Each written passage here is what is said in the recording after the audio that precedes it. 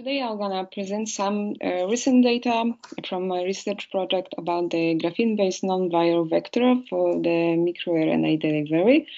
And I'm from Warsaw University of Life Science, and we work together with the CESIMAT. This is another place in Poland where we work with nanoparticles. So broadly defined, the transfection is the process of introduction of some nucleic acid. It can be DNA or RNA into the cells, so we can use also the various methods to do that.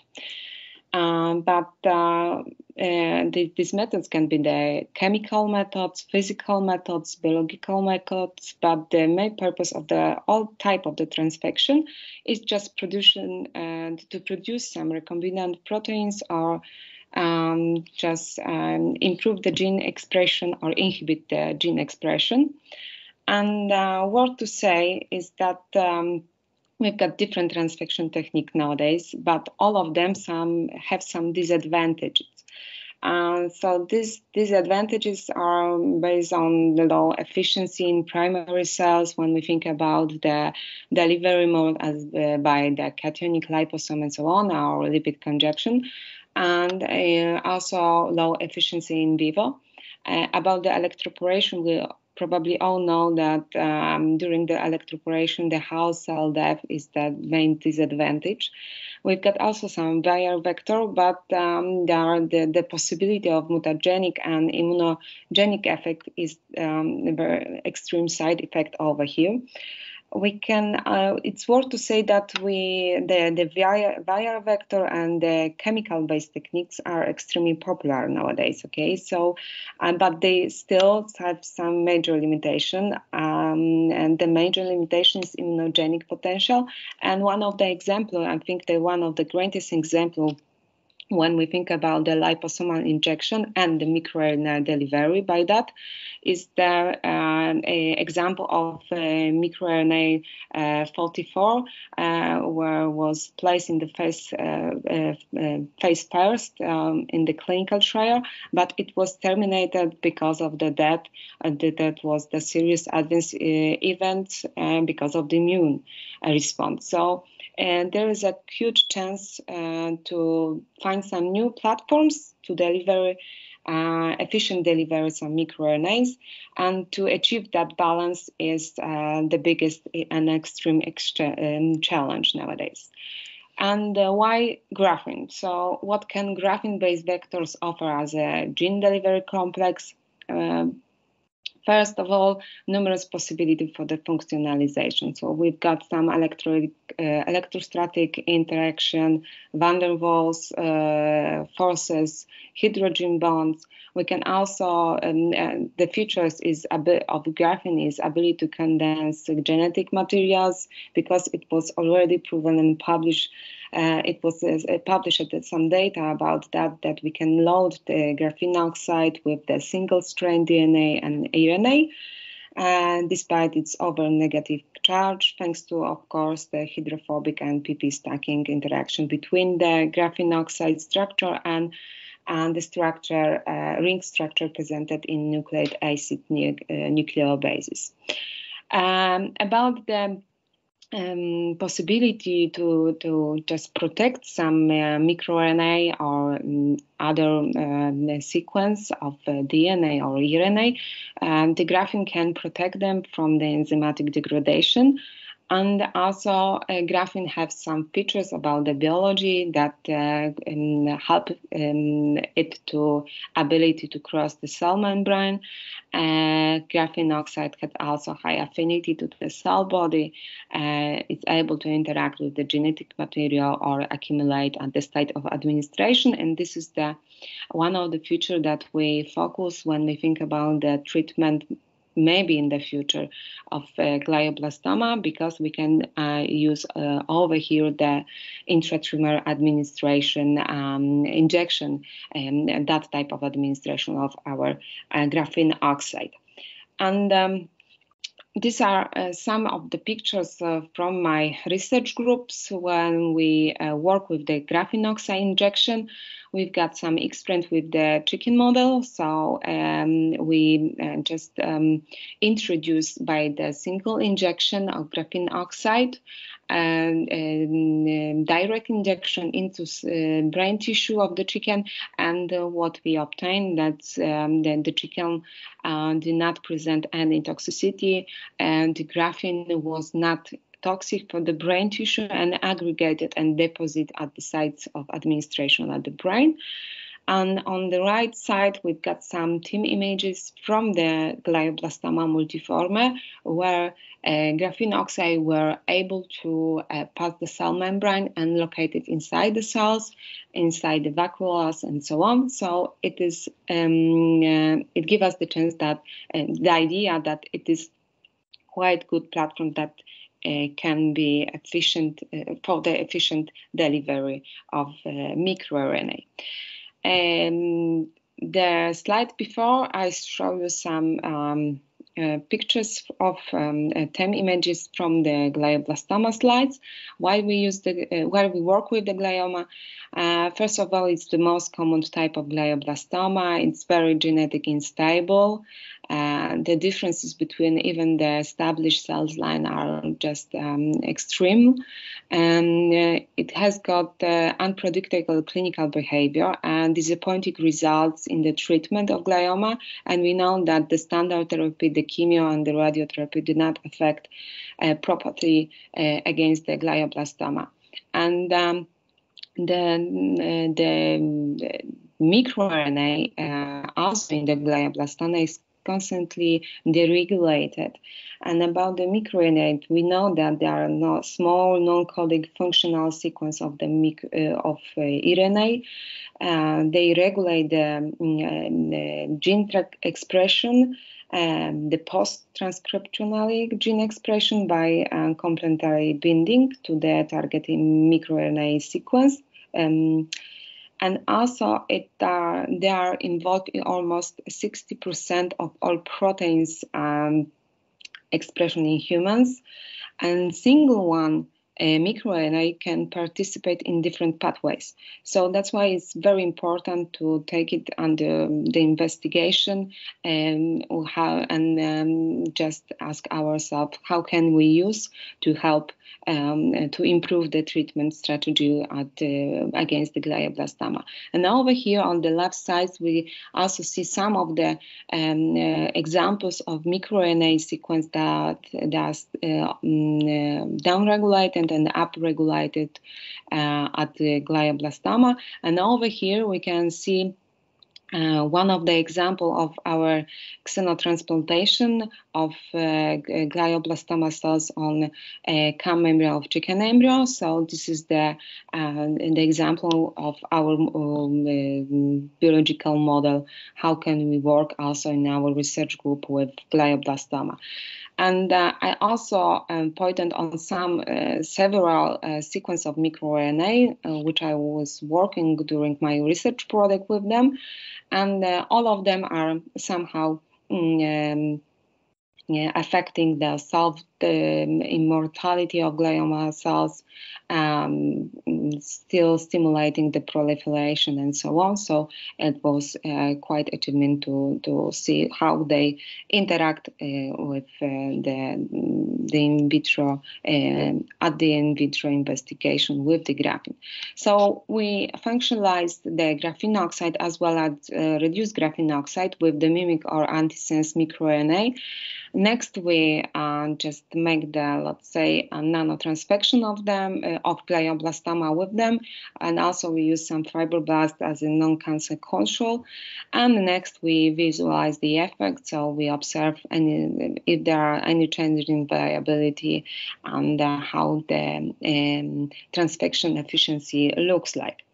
So we work with the graphene oxide. I told you a lot about that. We functionalize it by in situ with the microRNA sequence, and this is the examples of microRNA, how they after the functionalization the graphene oxide looks like with the microRNA, and these results of spectra show that the functionalization of graphene oxide surface by microRNA were results of probably the non-covalent bonding and did not change the simple chemical composition of it.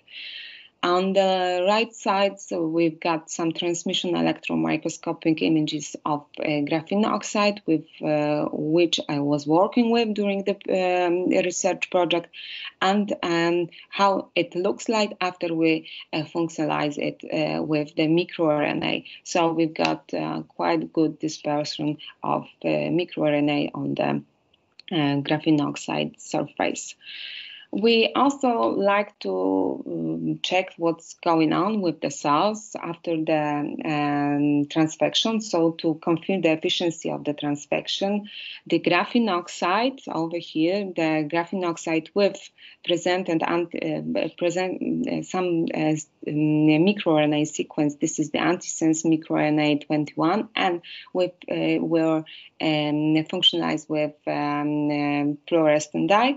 And we try to compare the results of it with the electroporation. This is the simple method of transfection. So the results showed that the graphene oxide with the microRNA sequence have similar transfection efficiency versus to electroporation. And the level of this fluorescent dye positive cells after the nanotransfection was very similar. We did not also observe the almost the the cells without the dye. So it was quite a good experience with that. We got quite good results. We also checked what's going on after we administrate some microRNA on the graphene surface against different type of the cells, the glioblastoma and non-cancer cells line, and also we evaluate what's going on after the electroporation. And results were quite similar, except that GO with the microRNA did not affect properly against the U87.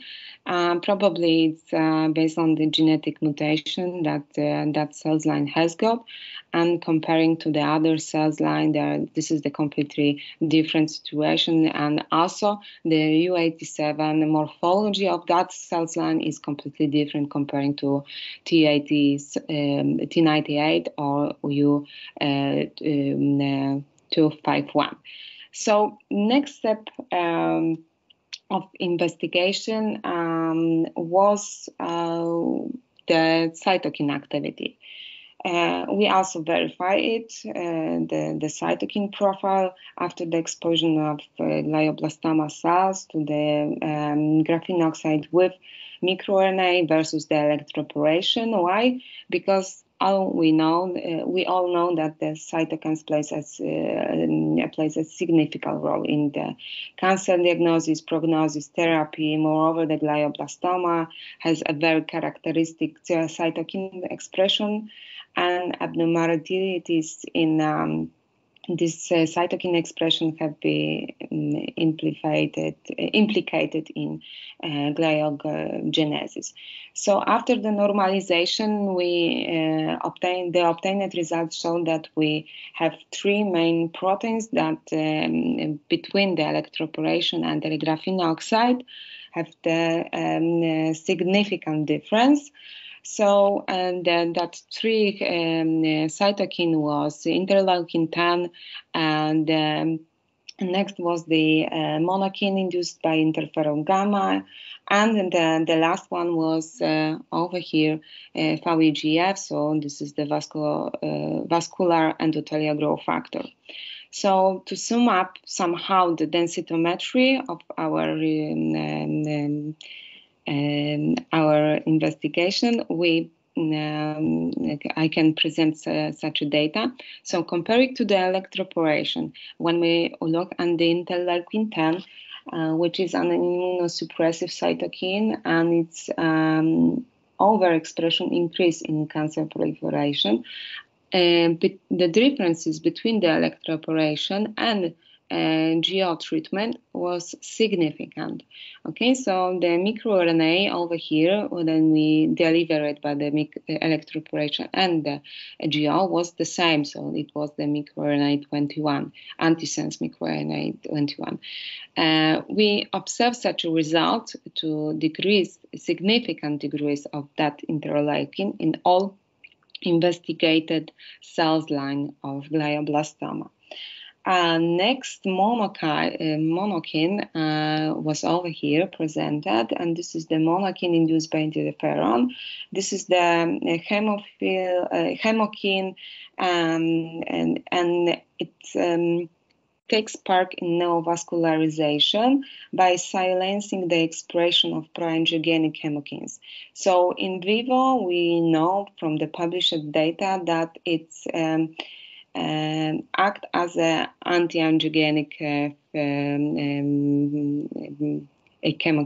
monokin, sorry. And last one was the VEGF.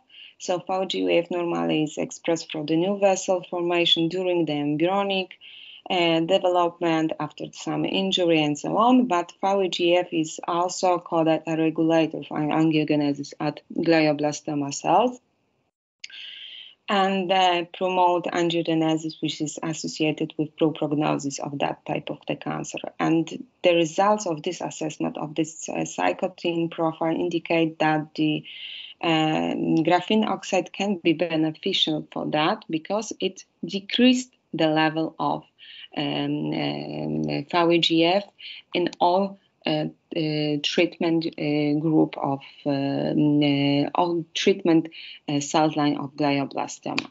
And to somehow sum up that small part of our research, we can conclude that the graphene oxide can be efficiently functionalized by microRNA, and it's efficient system, delivery system for the microRNA inside the glioblastoma cell line.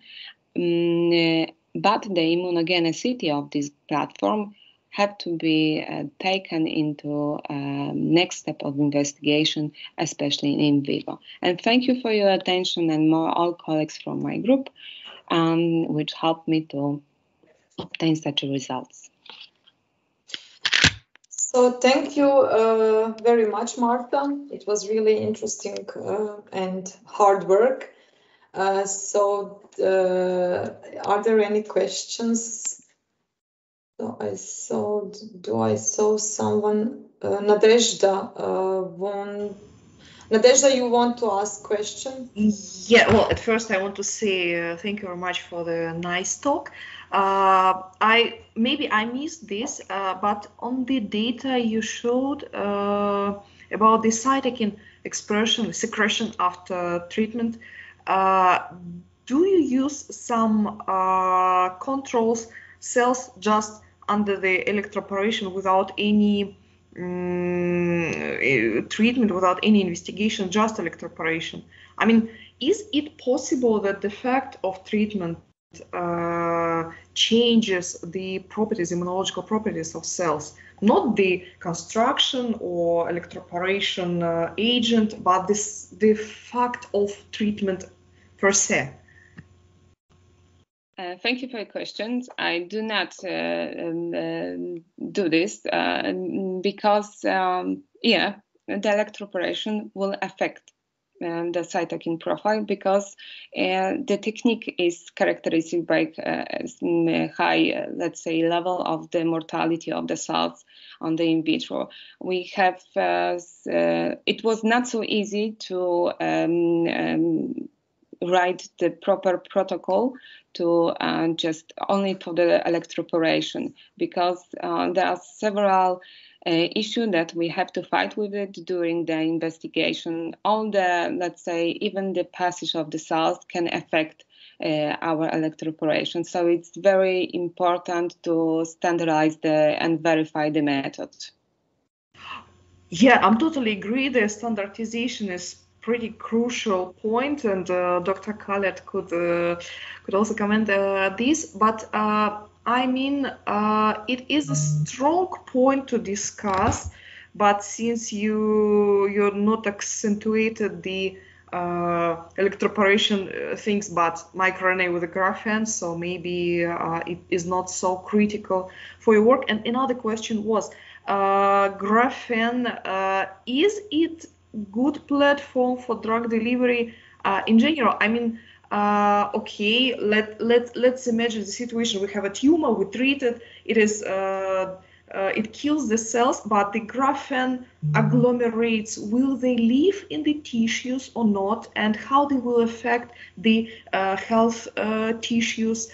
What should we do with this type of treatment if it could not leave the point of use? Is it toxic or not? What do you think about this?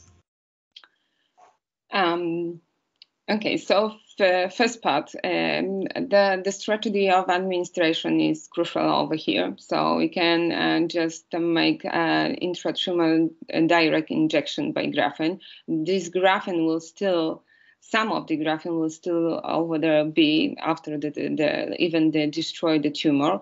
Some of them, some part of them, it can be neutralized, but